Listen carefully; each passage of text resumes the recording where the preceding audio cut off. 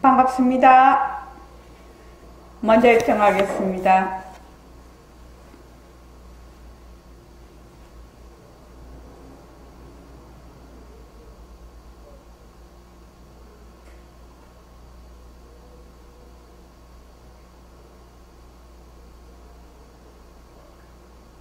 말하고 듣는 이 자리가 바로 당장의 마음입니다.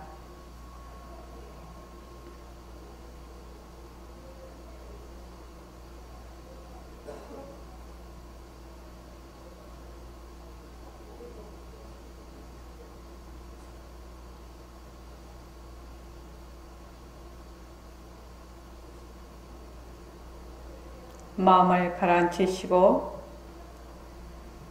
허공으로 쏘인 내가 듣는다.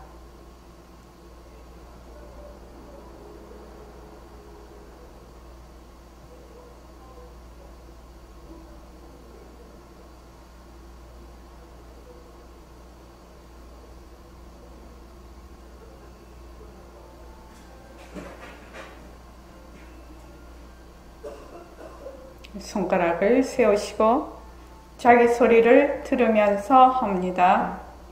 빛깔도 소리도 냄새도 없는 이 자리가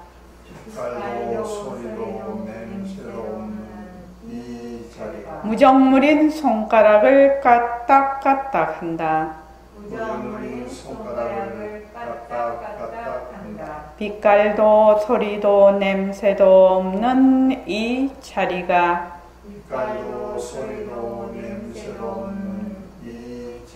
무정물인 귀로 듣는다. 빛깔도 소리도 냄새도 없는 이 자리가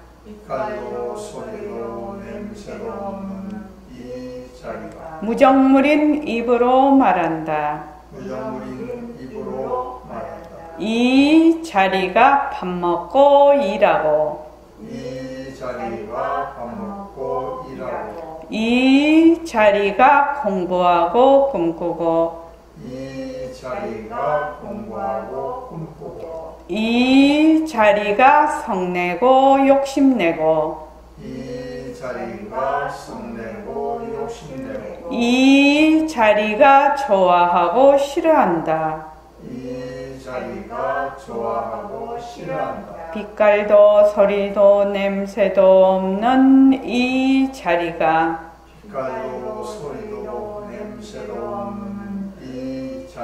무정물인 몸뚱이를 굴린다. 빛깔도 소리도 냄새도 없는 허공으로 쏘인 나는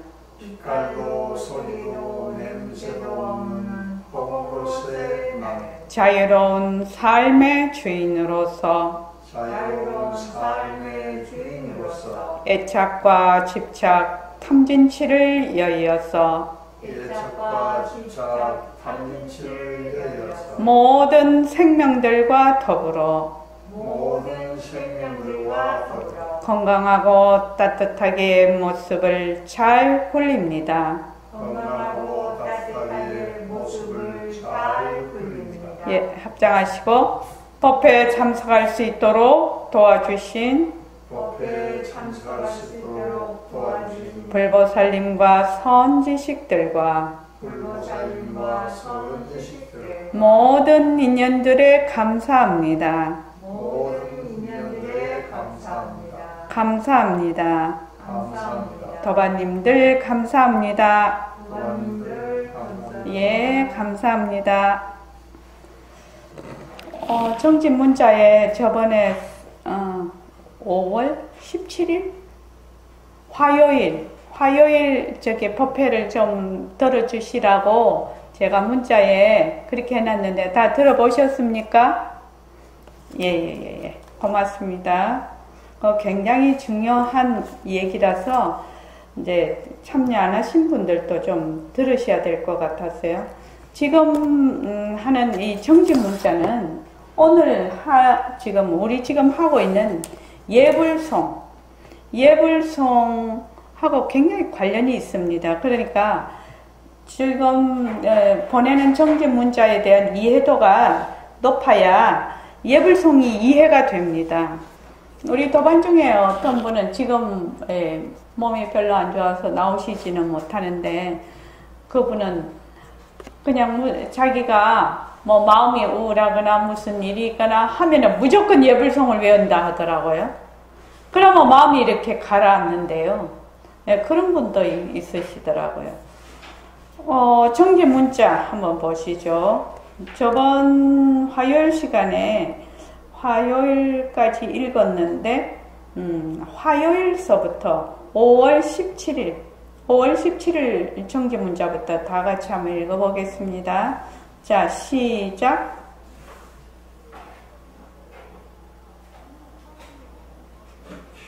찾으셨나요?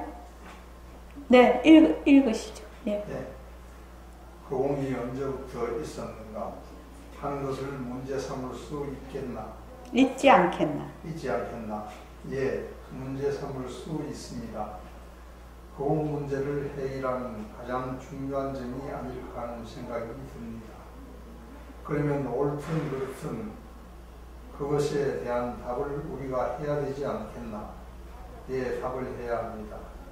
그러면 허공이 언제부터 있었는가 하는 말이 성립되겠나? 글쎄요. 예, 거기까지요. 지금 허공이라는 것은 텅 빈, 청정한 거, 그러니까 정멸한 거, 공적한 거, 우리의 마음을 말하자면 대비를 해서 빌려온 이름이에요. 비유, 은유라고 하죠.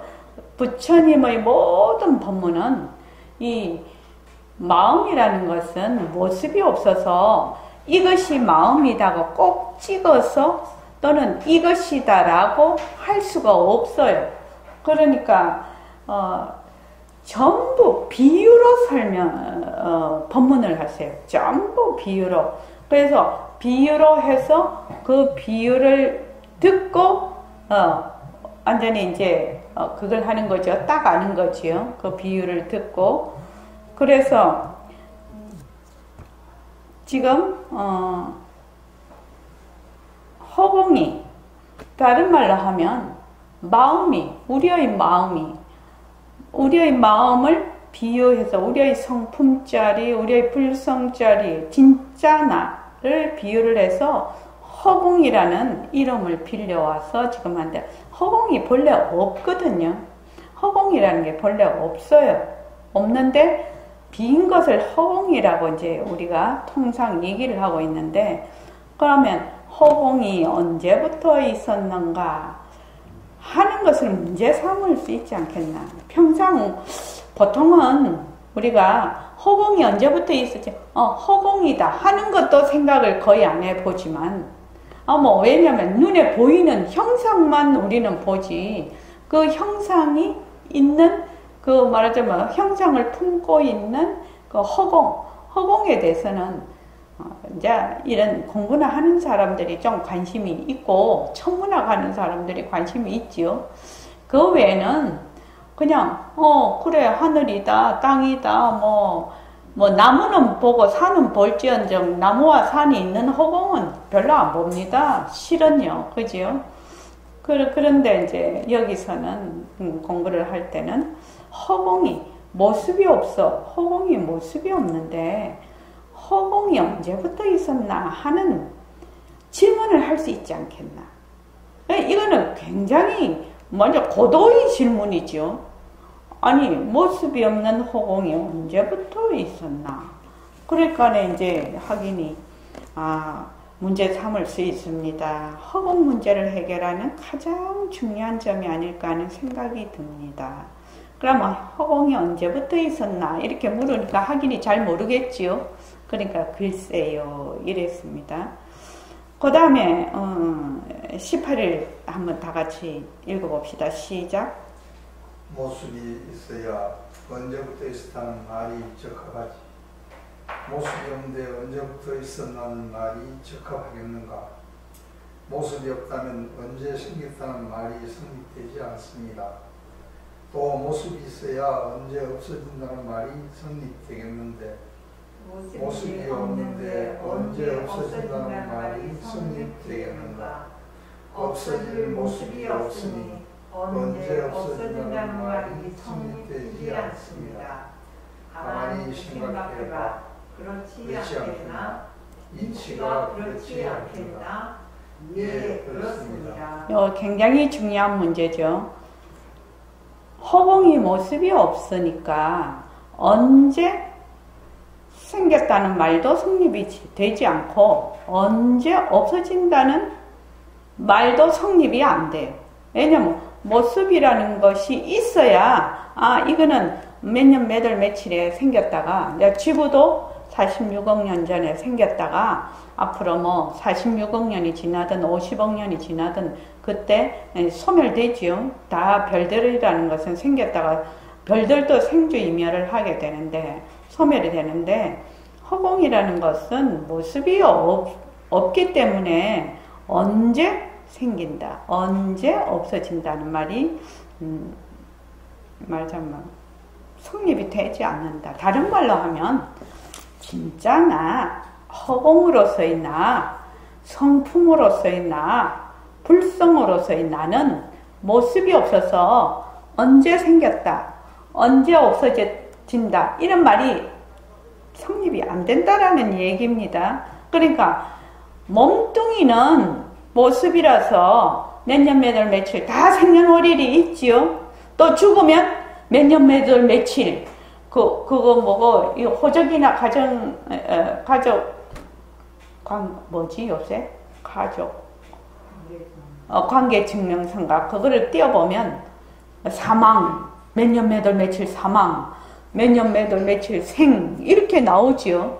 그러나 진짜 나 허공으로서의 나 우리의 마음으로서의 나 불성으로서의 나 이 진짜 나 진짜 마음 이 자리는 모습이 없으니까 몇 년 몇 월 며칠에 생겼다 몇 년 몇 월 며칠에 없어진다 이런 게 해당 사항이 없다는 겁니다. 그러니까 지금 내가 지금 살고 있어. 그러니까 내가 이 세상에 태어나기 전에도 있었고 지금도 있고 내가 이 모습이 사라져도 나의 성품 자리는 항상 변함이 없다 이 말이거든요. 그럼 이 말을 탁 들으면 어떻게 되나? 이 말을 탁 들으면 그냥 마음이 탁 안정이 돼. 그렇죠? 마음이 탁 안정. 이때까지는 내가 사람이 제일 힘든 게 죽는다라는 건데, 아이고 내가 죽으면 나는 어떻게 되나, 세상은 어떻게 되나, 죽어보면 이 세상이 끝이 아니니까 내 죽으면 끝 아니가 다 이렇게 생각을 하지요. 이렇게 생각을 하는데 진짜 나는 내 몸뚱이가 태어나기 전이나 지금이나 내 몸뚱이가 죽고 나서도 어떻게 한다? 모습이 없어서 항상 여여하다. 항상 같다라는 얘기입니다. 변함이 없다라는. 그러니까 이런 얘기를 탁 들으면은 두 가지가 있을 수 있겠죠. 그런 게 있어. 이렇게 생각하는 사람도 있을 거고, 어떤 사람은, 정말 마음이 안심이 되죠. 그걸 안심인명이라고 하는데, 마음이 그냥 탁 안심이 돼. 그래, 내가 지금 미해도, 본래 진짜 나는 미했다, 깨달았다에 어떻게 된다? 물들지 않아. 왜 물들지 않냐? 모습이 없거든. 모습이 없었어. 어저께 그 아침에 천둥이 막 쳤어요. 그지요? 서울에는 안 쳤나? 경기도 거기 삼본에는 막 쳤는데, 시커멓게 막 쳤는데, 그렇게 이제 치고 이래도, 허공은 뭐지요? 오늘은 날이 되게 맑아요. 그러니까 막 천둥벼락 치는데도 물들지 않고, 오늘같이 날이 맑은데도 물들지 않아요.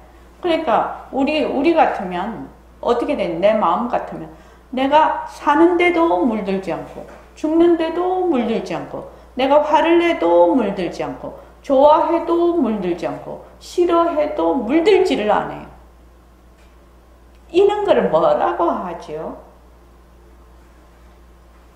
마음의, 그 밑에 보면은 마음의 본성이 무엇인가 이렇게 질문을 해놨거든요. 제가요. 자, 마음의 본성이 무엇인가 한번 물어보겠습니다. 전부 다 물어볼게요. 여기 있는 분. 빠냐성보살님, 마음의 본성이 무엇입니까? 그냥 자기 생각대로 얘기를 하고 모르면 모른다고 하고 생각대로 얘기해 보십시오. 저기 해제해가지고. 예, 마음이 여유해서 그대로 있는 거 아닙니까? 여기도 물들 수도 없고 저기도 물들 수도 없는 거 아닙니까? 네. 그런 거를 마음이 여기도 물들지 않고 저기도 물들지 않는 것을 뭐라고 하느냐. 그렇게 표현을 하지요. 예, 좋습니다. 그 다음에 이현숙 도반님.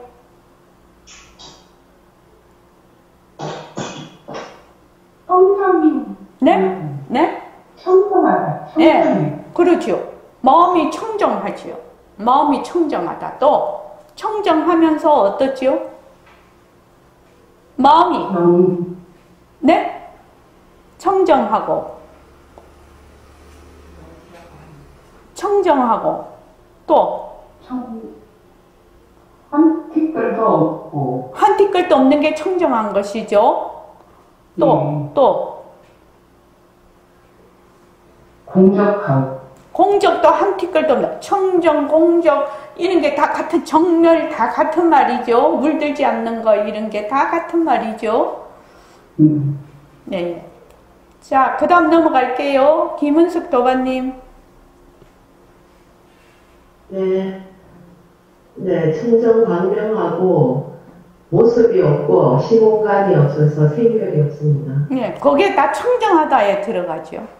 시공간이 없다, 또 과거, 현재, 미래가 없다, 모습이 없다. 이건 다 청정에 들어가거든. 청정에 들어가는데 또 한 가지가 더 있어.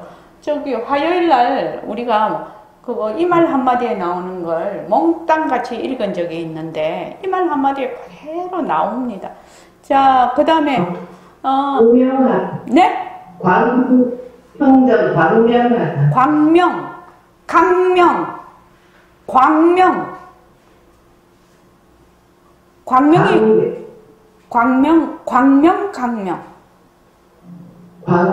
광명이 무슨 뜻이죠? 발달한 뜻이 무슨 뜻이죠?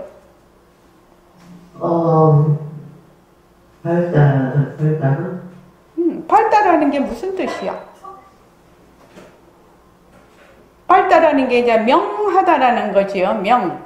그러니까 그 발달하는 게 무슨 뜻이요? 그걸 알아야지. 자, 그 다음 넘어갈게요. 저기 휴유거사님. 공적영지. 예, 공적영지라고도 하지요. 영지를 다른 말로 무슨 말이라고 하지요? 다른 말로 하면? 다른 말로. 지혜. 지. 또. 분별없음. 자, 이걸 이제 마음의 본성은 청정해. 이 말 한마디, 우리 화요일 날 읽은 것이, 너에게 그게 있으니 영특설이 맑고 밝았어. 백범쌤은 이렇게 표현을 해놨어요. 너에게 영특설이 맑고, 영특설이라는 것은 신령하다는 뜻이거든요. 영특설이 맑고 밝았어. 잘 안다라는 뜻이죠. 영지죠, 영지. 그러니까 밝아서 어떻게 눈으로 볼 줄 알고, 귀로 들을 줄 알고, 입으로 말할 줄 알고, 다리로 걸어갈 줄 아는 그 자리가 있으니, 이렇게 얘기를 이제 쭉 해놓으셨는데, 여러분이 이제 이 말 한마디를 매일매일 읽고 있으니까 이제 앞으로 그 이제 대목을 이렇게 만나게 되면 이것이 백봉 선생님이 마음의 본성을 얘기하시는구나. 우리의 본래의 성품자리의 본성을 얘기하고, 본성, 본래의 그 말하자면 성능이죠. 성능. 본래의, 마음의 본래의 성능은 뭐야? 청정하고 또 강명하다 또는 공적하고 영지하다. 그러니까 청정이라는 것은 깨끗하다의 반대가 아니라고 했어요. 청정이라는 말은 깨끗하다, 우리가 더럽다, 깨끗하다 하는 상대적인 뜻이 아니라 그거는 한 티끌도 없다라는 뜻이에요. 청정이라는 것이. 그러니까 공적이라는 그 의미하고 같죠. 그 다음에 강명이라는 건 영지, 신령스럽게 안다. 이렇게 볼 줄도 알고 들을 줄도 알고 말할 줄도 알고, 우리가 그냥 이렇게 눈 뜨고 보면은 어떻게 해요? 싹 다 봐. 빛이 있을 때. 귀로 가만히 있어도 여러분들이 지금 내 소리를 일심행 소리를 들어야지 하고 듣는 거 아니지요? 가만히 있으면 그냥 들려. 가만히 있으면 저 바깥 소리도 그냥 들려. 다 들려. 내가 그것을 막 들으려고 애를 쓰고 그런 게 아니죠. 자, 눈을 감으면 까만 게 보여. 눈을 뜨면 이렇게 빛이 있을 때는 온갖 물건이 다 보여. 근데 내가 저 물건을 봐야지 이러면서 막 눈에 막 힘을 줘서 막 정신을 집중을 해서 그렇게 안 봐도 어떻게 해요? 그냥 낮에는 눈 뜨면 보여. 눈 뜨면 아무 힘도 안 들이고 보여.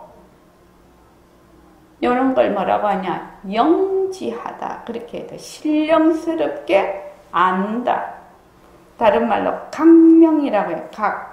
각자가 이제 그 깨달을 각자의 밝을 명자인데, 요때 이제 각자는 뭐냐면은 그 영지할 때 그 진짜에 해당이 됩니다.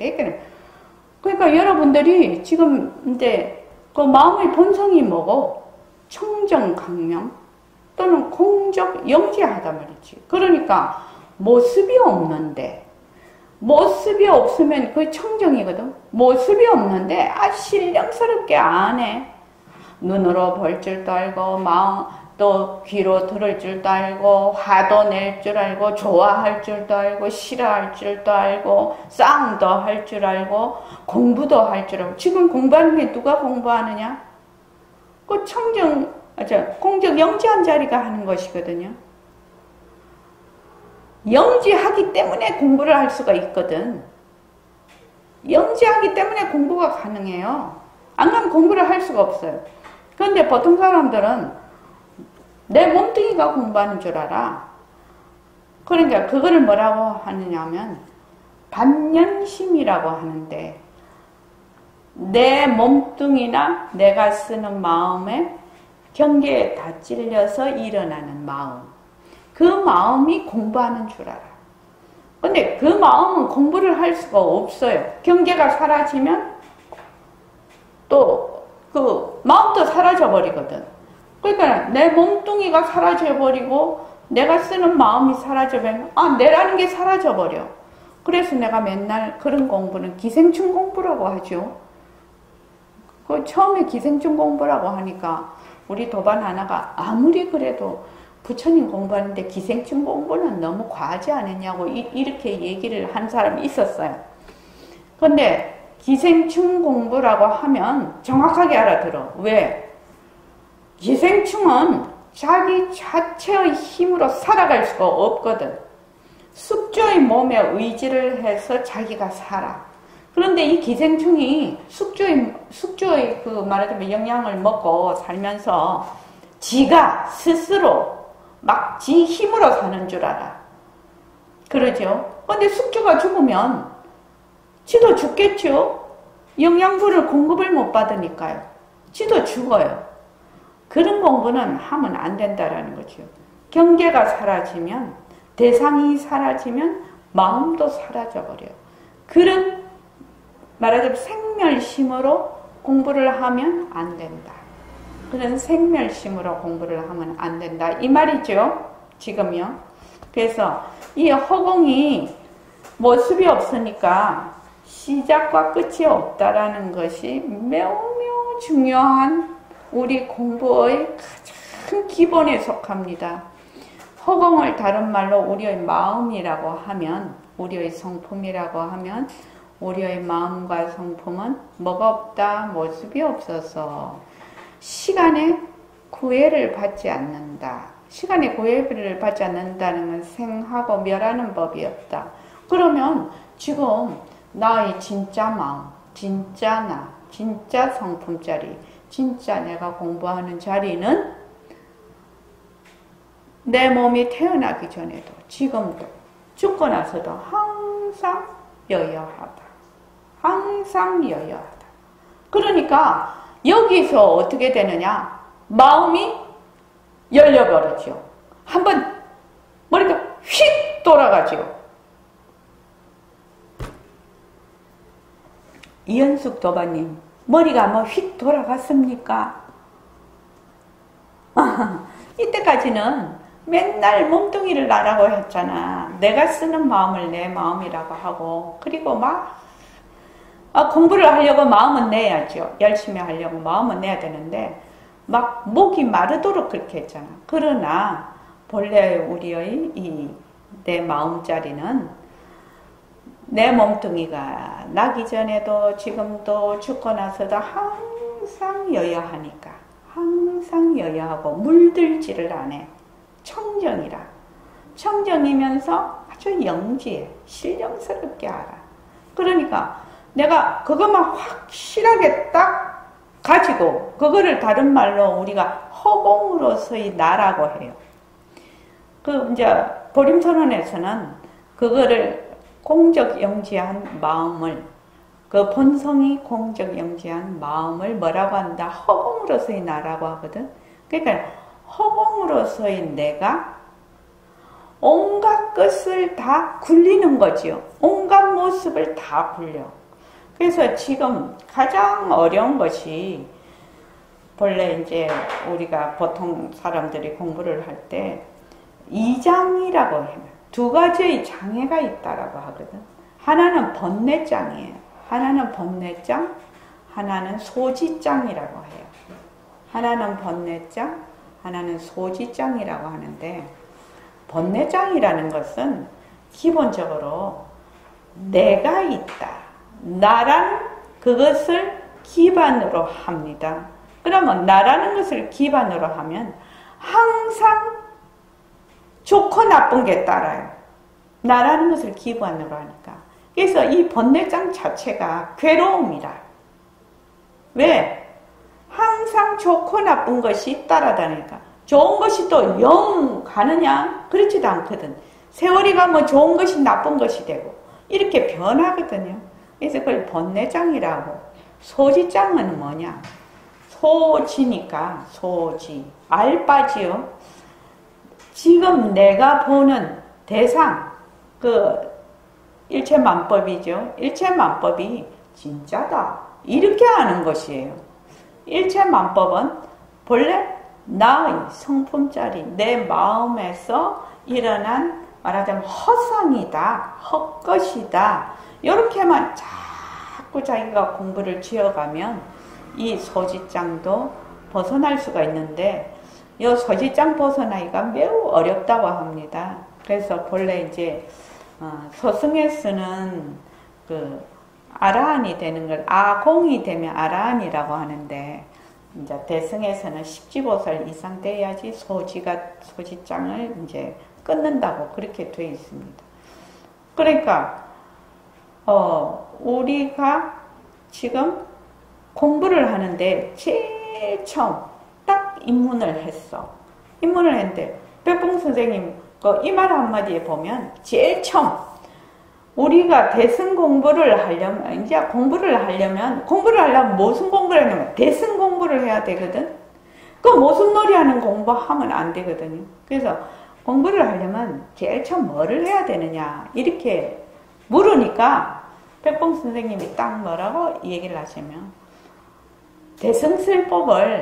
대승설법을 알아듣기가 쉽지 않다 하더라도 공부 윤곽과 바탕만 마련하면 언제든지 된다. 그건 팔진미 밥상을 내가 받아놓은 거하고 똑같다. 이렇게 이제 늘 얘기를 하셔요. 그러니까 아니 공부 윤곽과 바탕이 무엇입니까? 이렇게 물으니까 허공으로서의 나라고 하면 그만이다. 이렇게 돼 있거든요.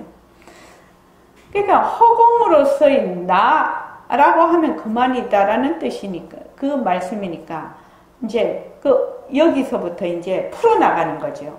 허공이라는 것은 모습이 없으니까 본래 우리의 마음자리는 변하는 것이 아니야. 변하는 것이 아니고 내가 나기 전이나 지금이나 죽고 나서도 항상 여여하다. 그걸 뭐라고 하냐면 진여라고도 하지요. 항상 여여하다. 그러니까 내가 처음부터 첫 판부터 공부에 들어오면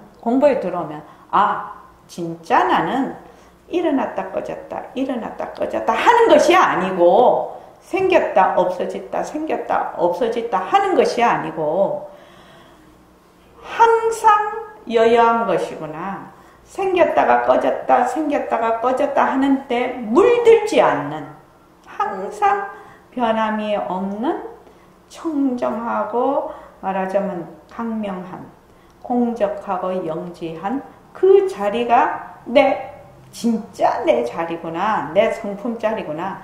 요것을 제일 먼저 알아야 된다는 얘기입니다. 그렇게 딱 알고 나서 그 다음에 이제 이 모습이라는 것이 연기로 일어나고 이 연기로 일어나는 것은 그 실체가 없는 것이다. 이렇게 이제 쭉 공부를 해 나가는 거죠. 공부를 해 나가면 나중에 결국 허공으로서의 나로 돌아오죠. 허공으로서의 나로. 그래서 허공으로 일체의 모든 만법은 내 마음이 지어낸 것이거든. 그렇죠? 나의 성품자리에서. 그래서 백봉수 선생님이 이걸 어떻게 설명을 하시면 상대성, 일체만법인 상대성은 절대성에서 왔다. 이렇게 설명을, 일체유심조라는 뜻이에요. 그게.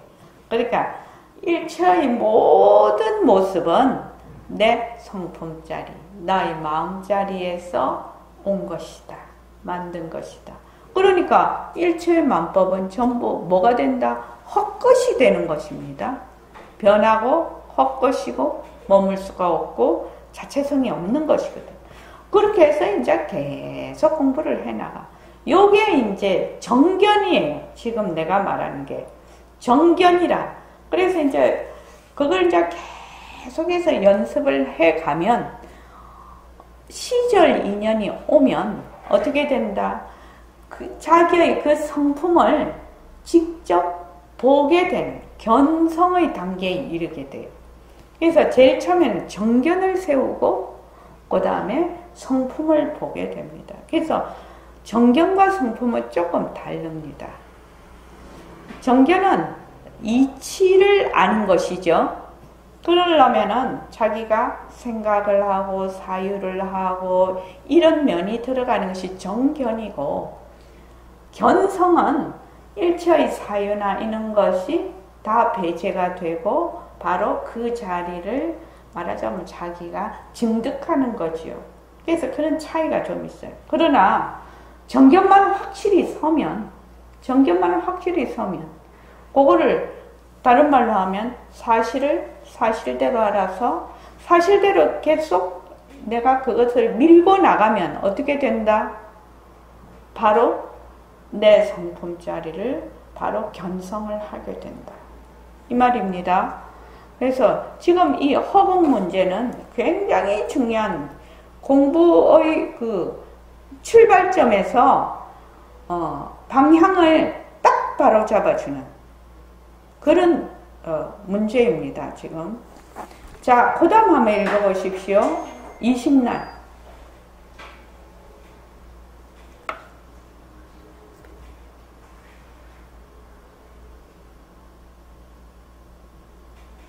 허공 시작이 없다는 것,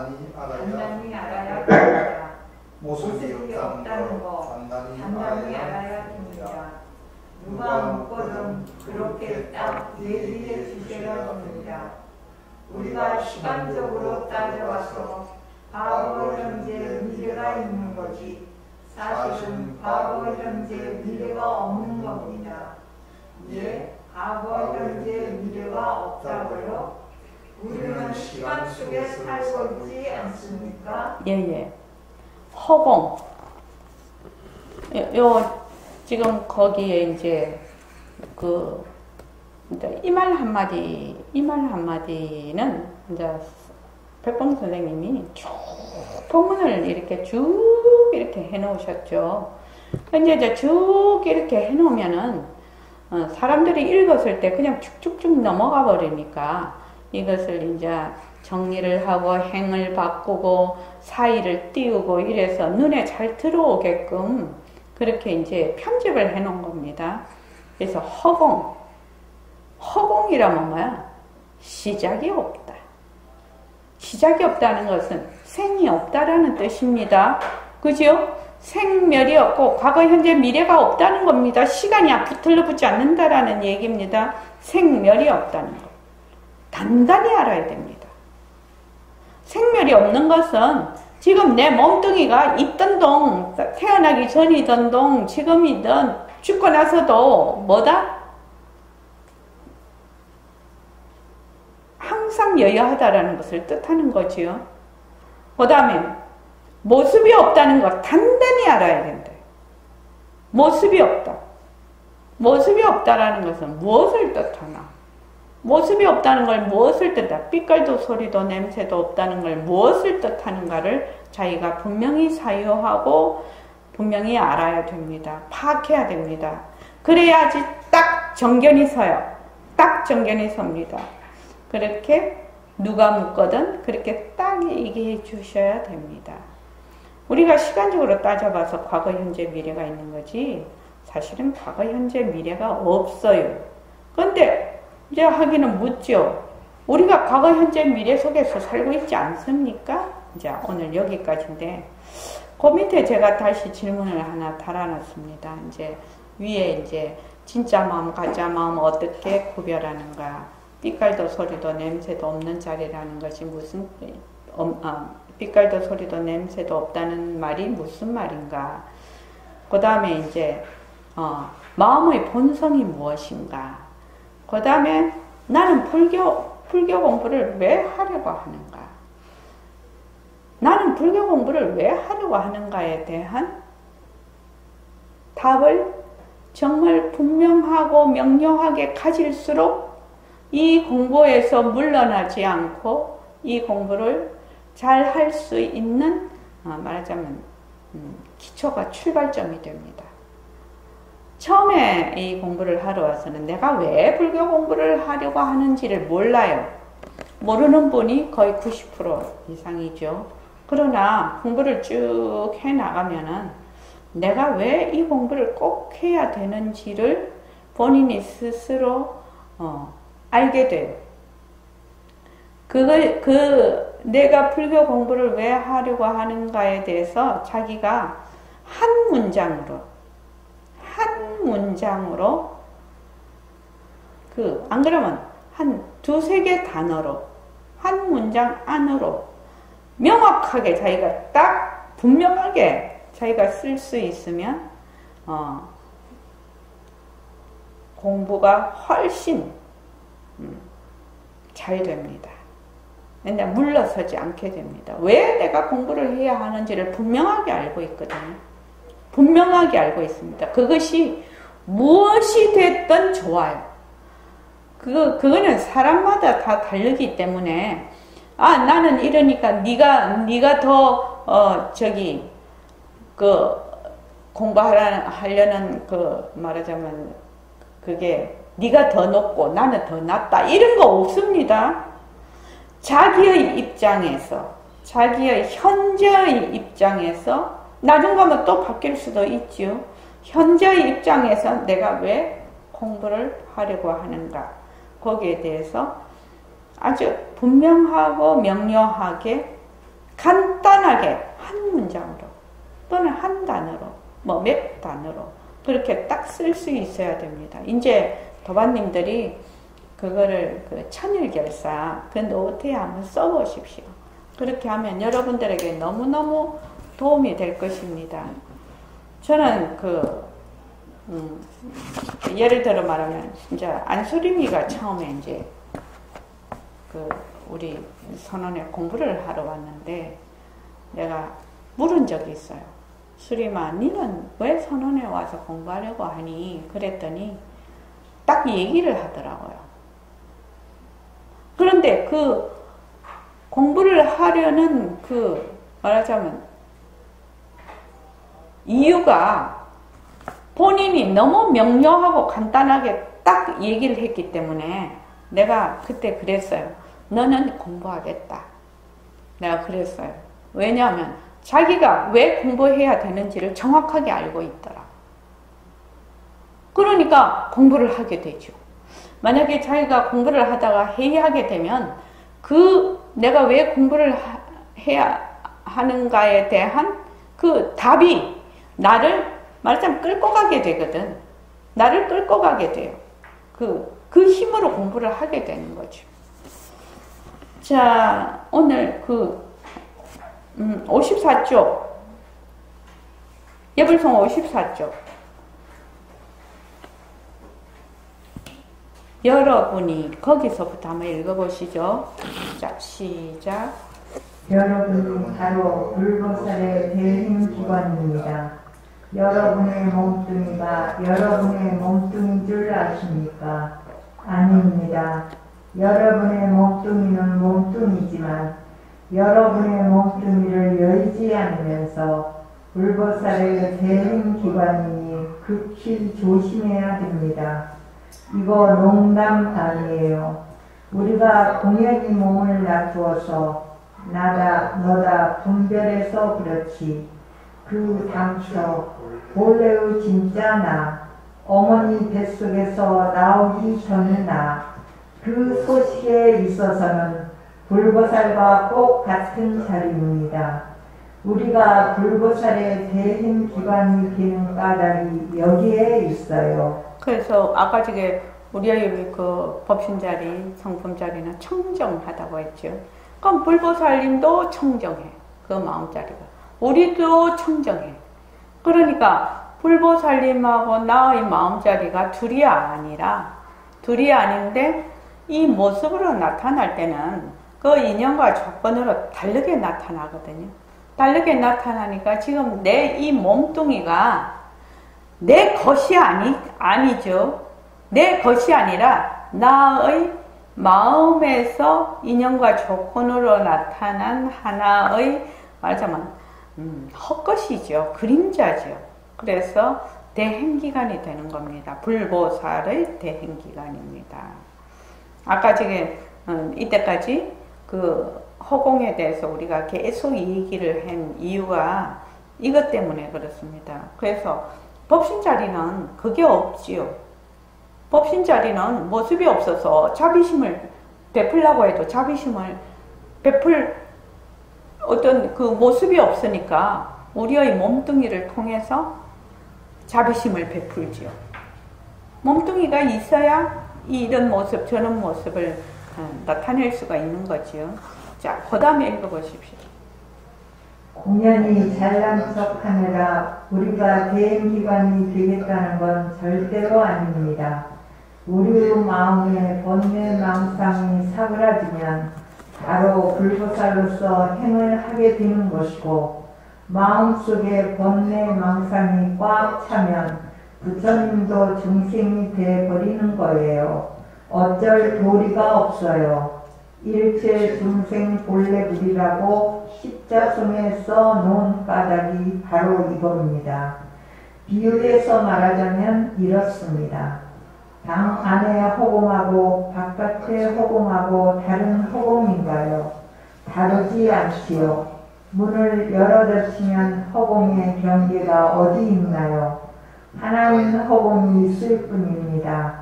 마찬가지로 허공과도 같은 본래 바탕자리에선 부처와 우리가 하나입니다. 그렇기 때문에 나의 색시는 모든 부처의 이의를 들내는 대행기관이다. 우리가 행동을 조심해야 되는 이유입니다. 나의 색시는 모든 부처의 쓸기를 세우는 대행기관이다. 쓸기가 부처입니다. 나의 색시는 모든 부처의 솜씨를 굴리는 대행기관이다. 나의 색시는 모든 부처의 자비를 베푸는 대행기관이다. 자비는 관세음 보살, 솜씨는 유마거사, 쓸기는 문수보살, 이유는 아미탑을 무슨 부처든지 갖다 붙이기 나름입니다. 원래 부처님의 명호는 1000가지 만가지로 나누지만 그 뿌리는 하나입니다. 우리의 중생도 1000가지 만가지로 나누지만 그 뿌리는 하나인 거예요. 네, 거기까지요. 이게 보면은 본래 우리는 일체중생 본래불이라고 자 나옵니다. 그지요? 십자성의 일체중생 본래불 제일 처음에 이제 온갖 중생은 본래로 부처러니 이래놓고 자 여기 보면은 우리의 마음에 번뇌망상이라고 해놨거든요. 번뇌망상이 사그라지면 바로 불보살로서 행을 하게 된다. 근데 번뇌망상이 안 사그라지면 그냥 중생이 되는 겁니다. 야, 번뇌망상은 어디서 오지요? 번뇌망상이 어디서 옵니까? 서정거사님 답할 수 있겠습니까? 번뇌망상이 어디서 옵니까?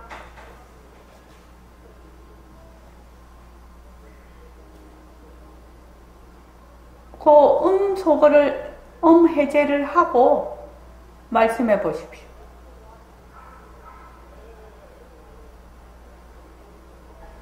네네. 번뇌망상이 어디서 와요? 욕심에서 온다고 생각합니다. 네, 욕심. 좋습니다.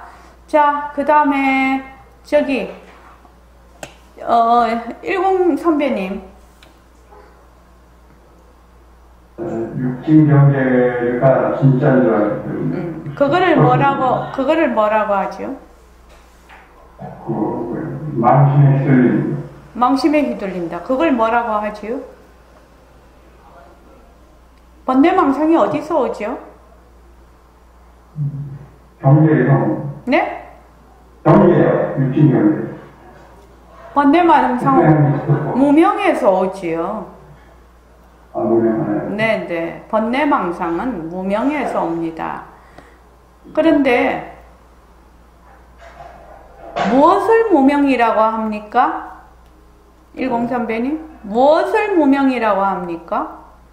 내가 있다고 생각합니다. 내가 있다.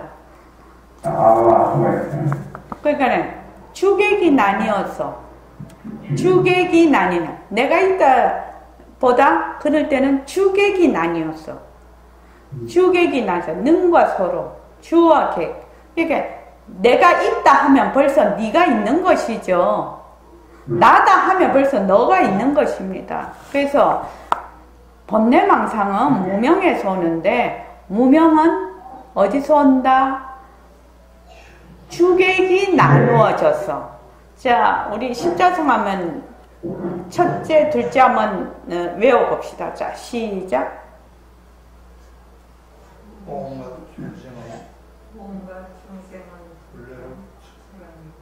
둘로 와서 오습에 붙이면 개구리에 떨어진다. 네, 온갖 중생은 본래로 붙여라. 그런데 어떻게 해요? 둘로 본다. 둘로 본다는 게 무슨 말이죠? 주와 객으로 나눈다. 능과 소로 나눈다. 그러니까 주와 객으로 나누어서 어떻게 주와 객으로 나누면 어떻게 되죠? 주와 객 둘로 보아서 둘로 보면 어떻게 되죠? 그 다음에 모습에 그냥 탁 들어앉는다 이 말이죠. 둘로 보면 모습에 들어앉게 돼 있다 이 말이에요. 둘로 보면 모습에 들어앉는다라는 뜻이에요. 본래 우리는 청정 강명한 공적 영지한 성품자리라. 그런데 거기에서 일어나는 말하자면은 모습을 보고 나다 너다라 주객으로 나누어 버려. 주객으로 나누어 버리니까 거기서 온갖 분별망심이 다 일어나요. 그런데 온갖 분별망심이 다 일어나도 본래의 우리의 청정 강명하고 공적 영지한 자리는 그 무명에 물들지 않죠. 물들지 않지만 그 둘러보아서 하면은 도저히 거기서 헤어날 길이 없어요. 그래서 나다라고 하는 것을 말하자면 칠식이라고 하는데 그거를 이게 아주 미세번뇌에 속해요. 나다, 내가 있다, 내가 잘났다, 나는 어떤 개체다. 이렇게 개체라고 꼭 찍어서 얘기할 것도 없는데 생각이 그 인식이 그냥 그 날 때부터 있는 거라. 이게 날 때부터 말하자면 날 때부터 있는 것을 구생무명이라고 하는데 그 무명이 그냥 내다 하는 것 자체가 무명이다. 그래서 우리가 제일 먼저 알아야 될 것이 허공으로서의 내다. 허공으로서의 내다. 몸뚱이가 있기 전에도, 몸뚱이가 태어나고도, 지금도, 몸뚱이가 죽고 나서도 항상 나는 변함이 없는 자리다. 이것을 확실하게 알아야 된다. 그 밑에 보면 방 안의 허공하고 바깥의 허공하고 다른 허공인가요? 근데 이 점도 되게 중요해요. 다 알 것 같은데 몰라요. 지금 여러분들도 전부 다 방 안에 다 계세요. 그지요? 지금 방 안에 안 계신 분 없어요. 그 바깥이 있어요. 그런데 가만히 생각해 보세요. 허공 중에 벽을 다 만들고 천장 만들면 어떻게 돼요? 방 안이다 이래. 자기가 방 안이라고 하고 그 방 밖이라고 해. 그런데 그 건물을 착 철거를 해버리면 안과 밖이 본래 없지요.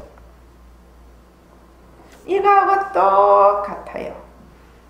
내라는 데 딱 경계를 지어서 들어앉으면 내가 안이 돼버려요.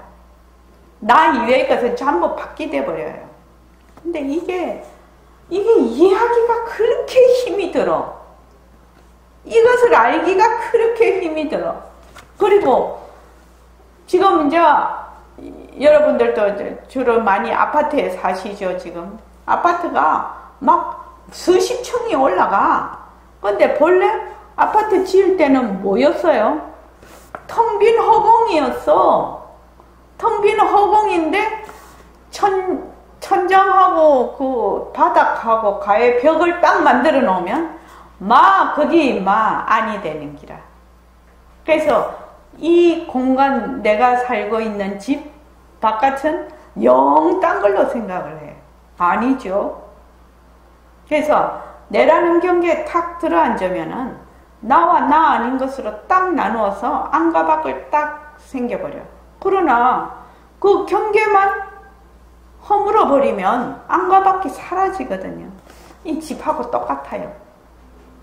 내라고 하는 거하고 이 집하고 똑같아요.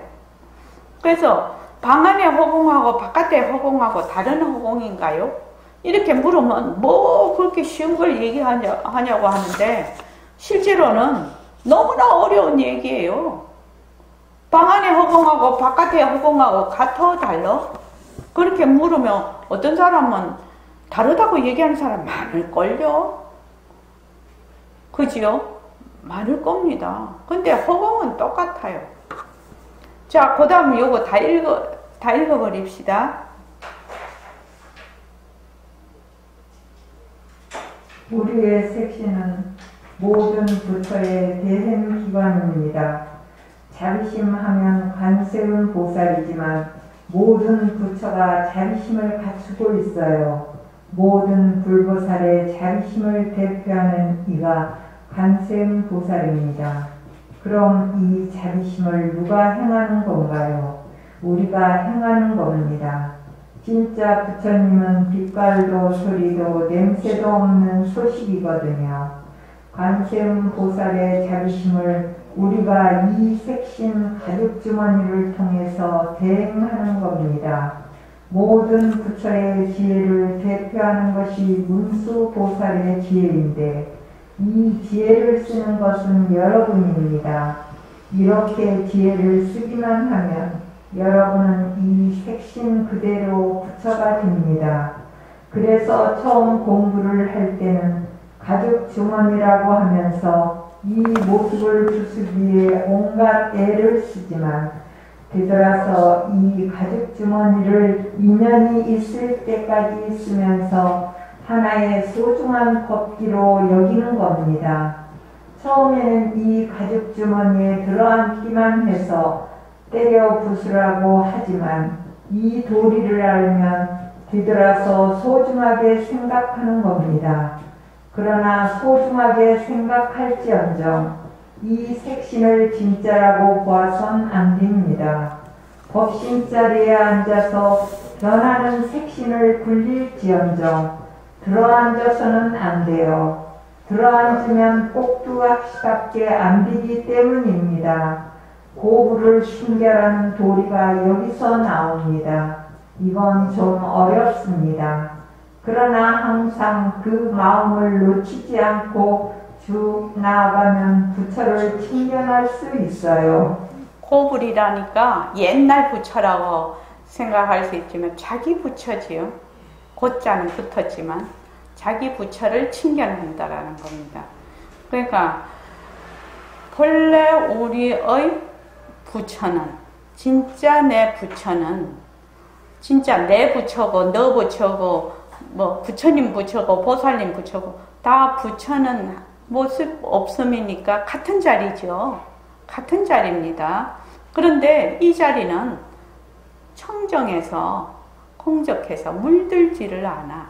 물들지를 않고 한 티끌도 없어. 그러나 거기에서 영지해, 강명해, 밝게 알아. 밝게 알아서 배고프면 밥 먹을 줄 알고, 그죠?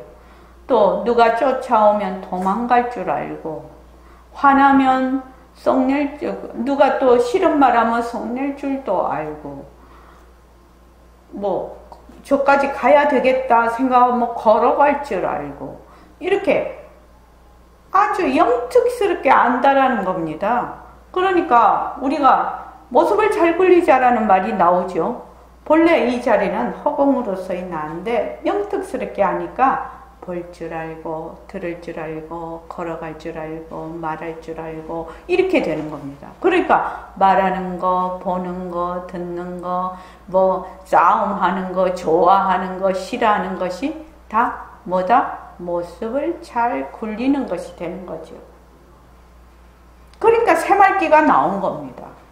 그래서 여러분들이 자꾸 이제 나중에 새말기를 자꾸만 해.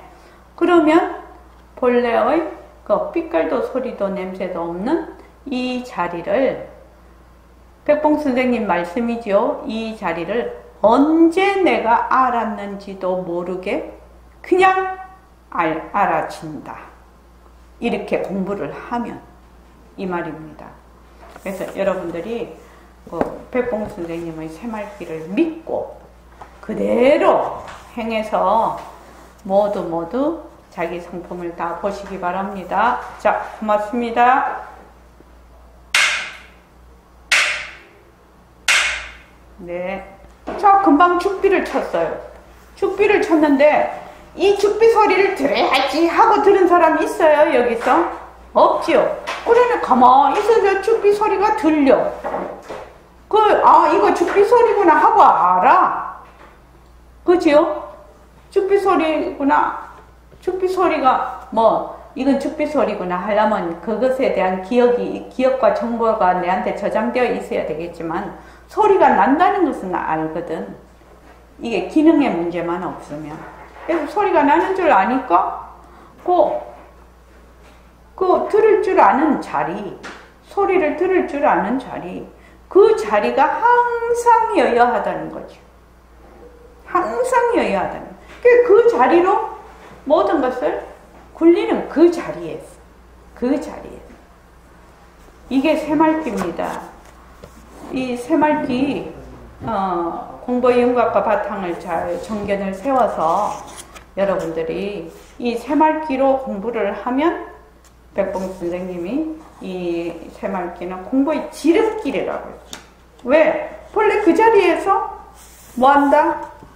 그 자리에서 하는 거 바로 굴려버리니까요.